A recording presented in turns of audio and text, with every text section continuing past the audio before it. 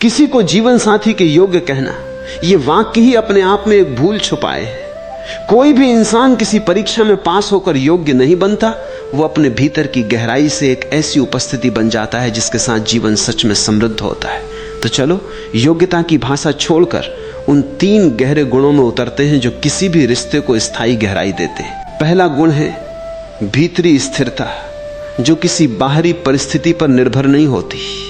बहुत सी स्त्रियां और बहुत से पुरुष भी अपनी शांति दूसरों की स्वीकृति पर टिका देते हैं। अगर साथी खुश है तो मैं खुश हूं, अगर साथी नाराज है तो मैं भी अस्थिर हो जाता हूं। यह निर्भरता रिश्ते को एक कमजोर नींव पर खड़ा कर देती है, क्योंकि जब दोनों लोग एक दूसरे की भावनाओं पर अपनी शांति टिका दें तो पूरा रिश्ता एक झूलते हुए पुल जैसा हो जाता है जो हर हवा के झोंके से डगमगाता है।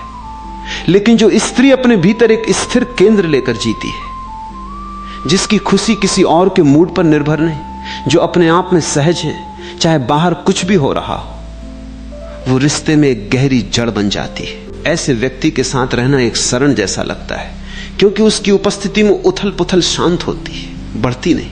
ये स्थिरता जन्मजात नहीं होती, ये भीतरी काम का परिणाम है, अपने डर को पहचानने का, अपनी असुरक्षाओं को समझने का और धीरे धीरे उनसे मुक्त होने का। दूसरा गुण है बिना शर्त सच बोलने का साहस, भले ही वो सच असहज हो। बहुत से रिश्तों में एक अनकहा समझौता होता है, मैं तुम्हें वो बताऊंगी जो तुम सुनना चाहते हो, तुम मुझे वो बताओगे जो मैं सुनना चाहती हूं।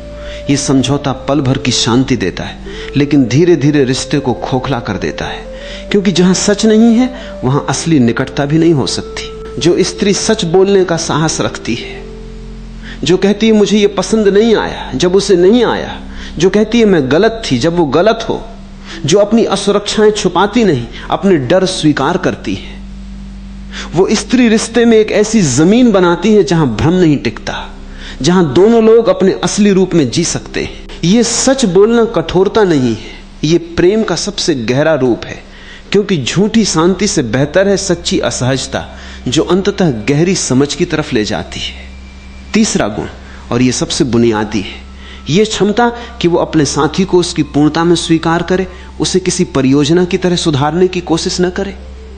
हर इंसान अपूर्ण है, हर इंसान में कमियां हैं। जो स्त्री लगातार अपने साथी को बदलने की कोशिश करती है, तुम ऐसे क्यों हो, वैसे क्यों नहीं, वो अनजाने में ये संदेश देती है कि जो वो है वो काफी नहीं है। और ये संदेश चाहे कितने भी प्रेम में लिपटा हो, गहराई में एक अस्वीकृति है। लेकिन जो स्त्री अपने साथी को उसकी कमियों सहित स्वीकार करती है, जो जानती है कि पूर्णता का इंतजार करना व्यर्थ है क्योंकि कोई भी पूर्ण नहीं, जो कहती है मैं तुम्हें वैसे ही चाहती हूं जैसे तुम हो, वो स्त्री एक ऐसी सुरक्षा देती है जिसमें साथी बिना मुखौटे के जी सकता है। ये स्वीकृति कमजोरी नहीं, गहरी शक्ति है, क्योंकि ये किसी भ्रम पर नहीं, वास्तविकता के प्रति गहरे प्रेम पर टिकी होती है। अब एक गहरी बात समझो, ये तीनों गुण अलग अलग नहीं है, ये एक ही जड़ से निकलते हैं, और वो जड़ है आत्मज्ञान। जो स्त्री अपने भीतर झांक चुकी है, जो अपने डर, अपनी असुरक्षाओं, अपनी जरूरतों को समझ चुकी है, वही स्थिर हो सकती है, वही सच बोल सकती है, वही बिना शर्त स्वीकार कर सकती है। ये भीतरी यात्रा किसी तकनीक से पूरी नहीं होती, ये समय लेती है, ईमानदार आत्मनिरीक्षण मांगती है। और ये भी समझ लो, ये बात सिर्फ स्त्री पर लागू नहीं होती, ये हर इंसान पर लागू होती है, चाहे पुरुष हो या स्त्री। जो व्यक्ति खुद स्थिर है, सच्चा है और स्वीकार करने वाला है, वही किसी भी रिश्ते को गहराई देता है। योग्यता की भाषा में सोचना ही एक भूल है, क्योंकि ये किसी परीक्षा की बात नहीं, ये भीतरी विकास की बात है। और ये विकास किसी भी दिन, किसी भी उम्र में शुरू किया जा सकता है, चाहे वो स्त्री हो या पुरुष।